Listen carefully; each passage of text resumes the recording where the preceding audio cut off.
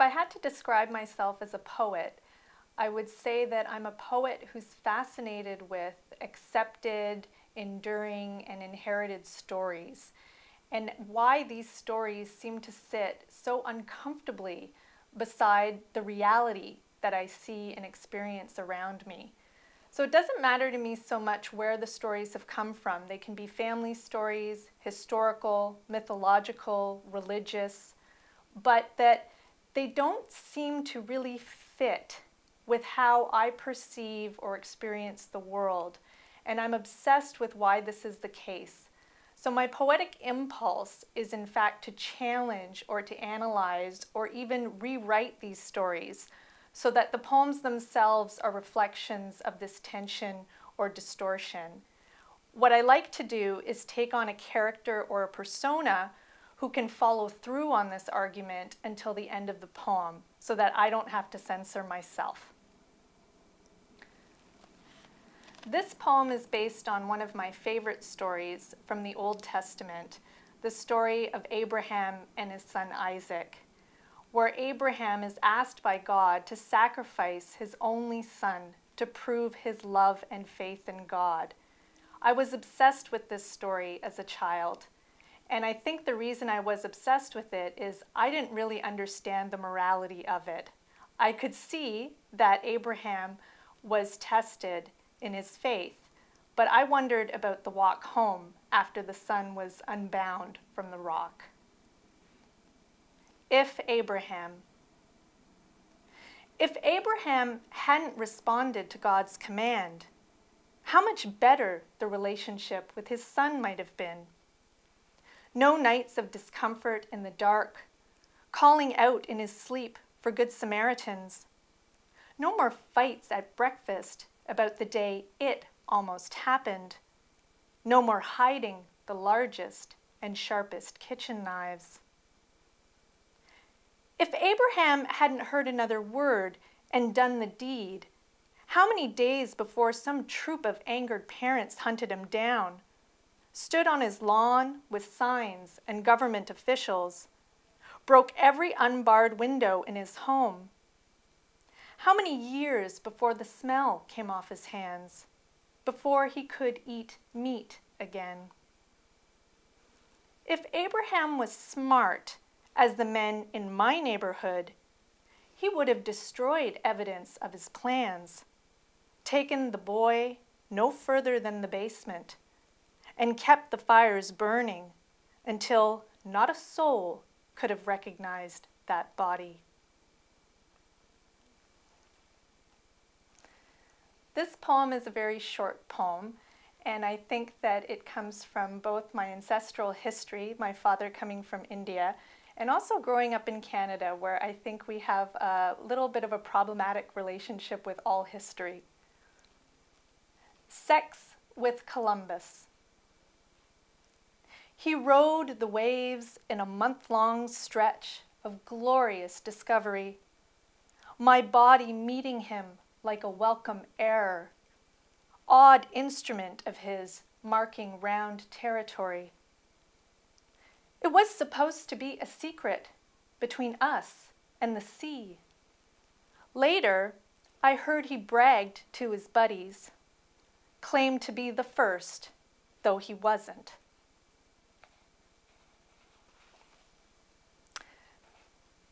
This poem is my representation of the 20th century if it was a museum exhibit and had to explain itself to the 21st century. Sorry, I forgot to clean up after myself.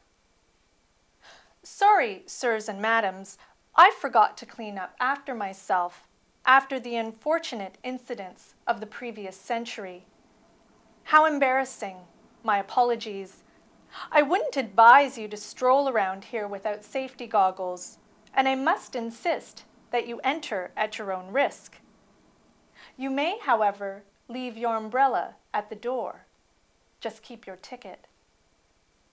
We expected, of course, to have this all cleared away by the time you arrived. The goal was to present you with blue and green screens, whitewashed counters. Unforeseen expenses, red tape, So hard to find good help these days. But alas, excuses. Perhaps you will appreciate the difficulties I've faced in providing you a clean slate. If you step into a hole, sirs and madams, accept the loss of a shoe or two, stay the course. Progress is the mother of invention. Here, take my hand. Yes, that's right, you can return it on the way back. Don Quixote is a figure who appears in an awful lot of my writing. In fact, I even teach an entire course on the novel Don Quixote and its adaptations over time. I'm fascinated by this tension between whether or not books can actually be good for you or can be harmful to you. When I went to meet my family in Brazil, a family that I didn't know existed for over 20 years, I met my Uncle Fernando. And my Uncle Fernando has a definite stake in this argument about whether or not it's important to live a life of the mind or a life of the body. The old debate of Don Quixote versus Sancho Panza. The men in this family are much stupider than the women, my large-armed uncle says, but the women all go crazy. They go crazy because they read books, they write books, they learn languages and go to artsy movies. The men like to work, to do. We're happy walking for hours into the woods to cut down a tree, or transporting boxes from one garage to another. As long as there is something to carry, an object to touch and exchange, we feel less alone in this universe and know our place. We know how to play beach volleyball, how to fix cars and airplanes, how to enjoy the sun on our foreheads in the sweltering heat. The women in this family are never happy, always thinking about this and that and this. They know only thoughts running in circles until exhausted and dizzy. The women are too smart for their own good. The books worm out holes in their brains. They are unhappy in every language they learn. And so maybe the men in this family are smarter than we think. This is one of those poems that began with a title, and I refused to censor myself once I started with this title. My mother is one crazy bitch. How do you write that on a postcard? How will I tell my brother that yes, I found our mother after 20 years, and she's about as lovely as an electrical storm when you're naked and tied to the highest tree in the county?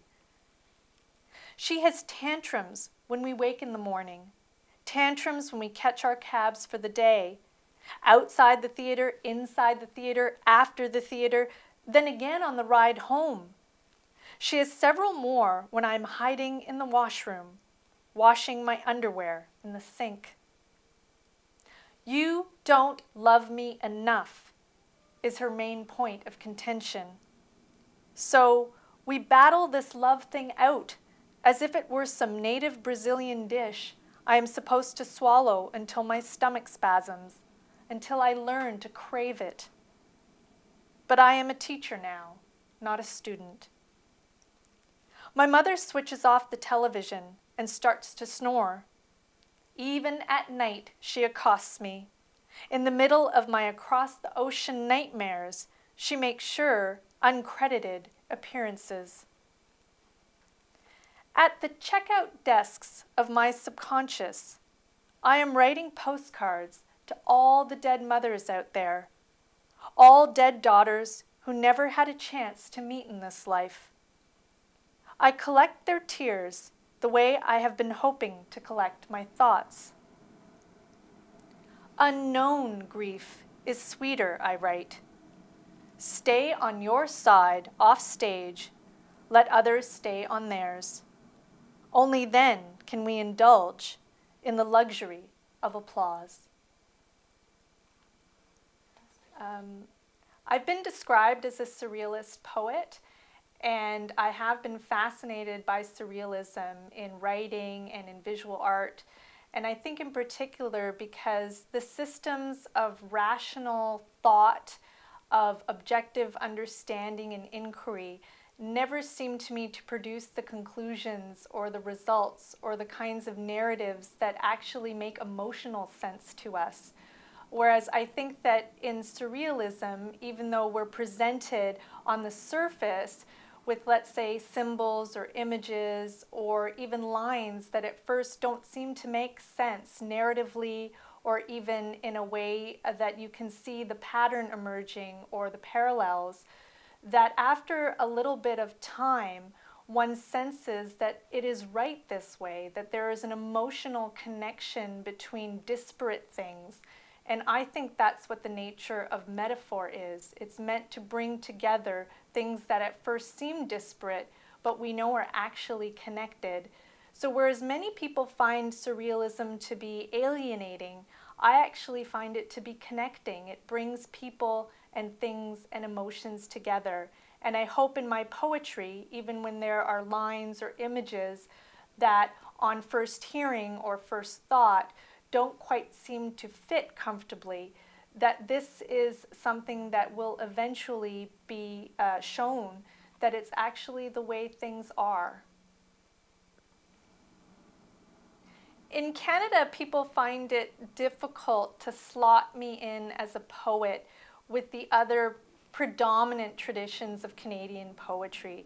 We have a very long historiographic tradition in poetry. We have experimental language poetry tradition, and we have a very long and extensive landscape lyrical poetry tradition. However, I'm much more influenced, I think, by European poetry. And I love poets from Russia.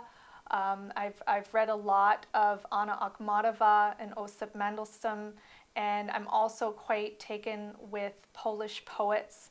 Anna Swir is one of my favorite poets, and Wizala Szymborska and Czesław Miłosz. And so I think that in many ways I am more suited, if you're going to slot me in somewhere, to a 20th century European poetry tradition. But of course, I think that I approach many of the same subjects, whether it's war or exile or alienation or where to place yourself in history, from a particularly Canadian perspective, because we grow up in Canada being told that we essentially have no common history, which is very different than how people grow up overall in Europe, being told you do have a common history. So for us, I think we're more open to imagining and recreating and rewriting what our history can be and therefore what our future can be.